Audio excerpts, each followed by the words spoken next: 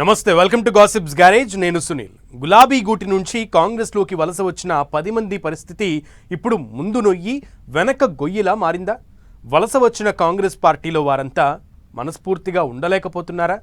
అలాగని తిరిగి బీఆర్ఎస్ పార్టీలోకి వెళ్లే అవకాశం లేకపోవడంతో ఆ 10 మంది ఎమ్మెల్యేలు త్రిశంకు స్వర్గంలో కొట్టుమిట్టాడుతున్నారన్న చర్చ తెలంగాణ రాజకీయ వర్గాల్లో జోరందుతోంది.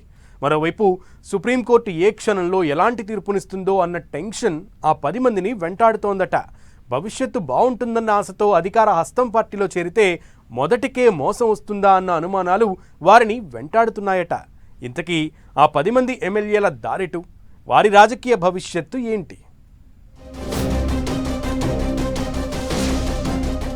బీఆర్ఎస్ పార్టీలో కారు గుర్తుపై గెలిచి ఆ తర్వాత అధికార కాంగ్రెస్ పార్టీలో చేరి పార్టీ ఫిరాయింపులకు పాల్పడ్డ ఎమ్మెల్యేలంతా దిక్కుతోచని స్థితిలో కొట్టుమిట్టాడుతున్నారట. కాంగ్రెస్లో చేరిన వెంటనే తాము కూడా అధికార పార్టీ ఎమ్మెల్యేలుగా ఉంటూ ఇక అన్ని వ్యవహారాలు చక్కబెట్టుకోవచ్చని అంతా భావించారు. కానీ ఇక్కడే వ్యవహారం బెడిసికొట్టింది. బీఆర్ఎస్ నుంచి వచ్చిన ఆ 10 మంది ఎమ్మెల్యేలను అధికార కాంగ్రెస్ పార్టీ పెద్దగా గుర్తించడం లేదట. ముఖ్యంగా సీఎం రేవంత్ రెడ్డి, పార్టీలోని ముఖ్య నేతలు, మంత్రులు ఎవ్వరూ తమను పెద్దగా పట్టించుకోవడం లేదని, పార్టీలోకి వస్తే ఇది చేస్తాం, అది చేస్తామంటూ ఇచ్చిన హామీలపై కనీసం మాట కూడా మాట్లాడడం లేదని 10 మంది ఎమ్మెల్యేలు పార్టీ, ప్రభుత్వ తీరుపై గుర్రుగా ఉన్నారట. దీంతో తాము పార్టీ మారి తప్పు చేశామా అనే సందిగ్ధంలో పడ్డారట ఆ 10 మంది ఎమ్మెల్యేలు.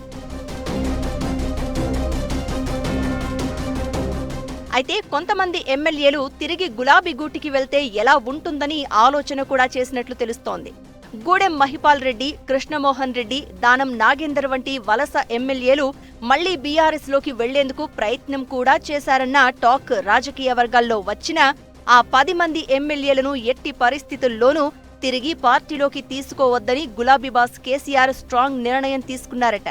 పార్టీలోకి వచ్చేందుకు ట్రై చేసిన ఆ ఎమ్మెల్యేలకు నో ఛాన్స్ అని వారి మొహం మీదే చెప్పేశారట పార్టీ వర్కింగ్ ప్రెసిడెంట్ కేటీఆర్. దీంతో ఏం చేయాలో పాలుపోక బిక్కమొహంతో కాంగ్రెస్ పార్టీలో కొట్టుమిట్టాడుతున్నారట పార్టీ మారిన ఆ 10 మంది ఎమ్మెల్యేలు.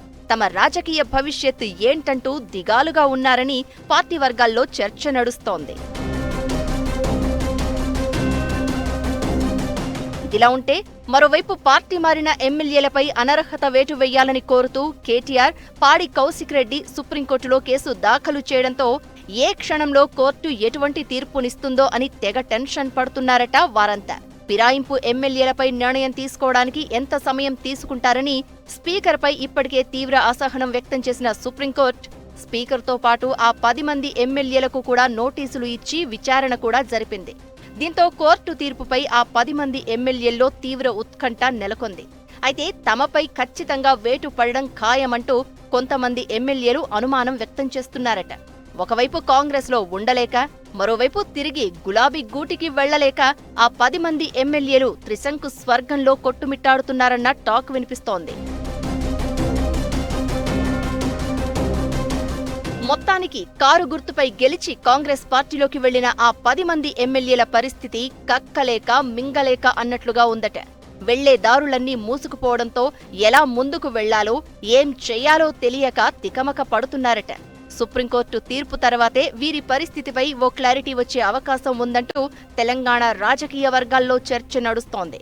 పార్టీ మారిన ఎమ్మెల్యేలపై ఒకవేళ సుప్రీంకోర్టు తీర్పుతో అనర్హత వేటు పడితే మాత్రం ఉప ఎన్నికలు రావడం ఖాయం. ఆ ఉప ఎన్నికల్లో బరిలోకి దిగే ఆ 10 మంది ఎమ్మెల్యేలు మరోసారి విజయం సాధిస్తే సరి. ఓడితే భవిష్యత్ ఏంటన్నది ఇప్పుడు ఆసక్తిని రేపుతోంది. ఎందుకంటే సుప్రీం తీర్పుతో బై ఎలక్షన్స్ వస్తే ఆ 10 నియోజకవర్గాల్లో గెలుపు గుర్రాలను దించాలని ఇప్పటికే గులాబీ బాస్ కేసీఆర్ ప్రయత్నాలను మొదలుపెట్టినట్లు టాక్. ఆ దిశగా ఇప్పటికే కాంగ్రెస్లో అసంతృప్తితో కొట్టుమిట్టాడుతున్న నేతలకు గాలం వేస్తున్నట్లు సమాచారం.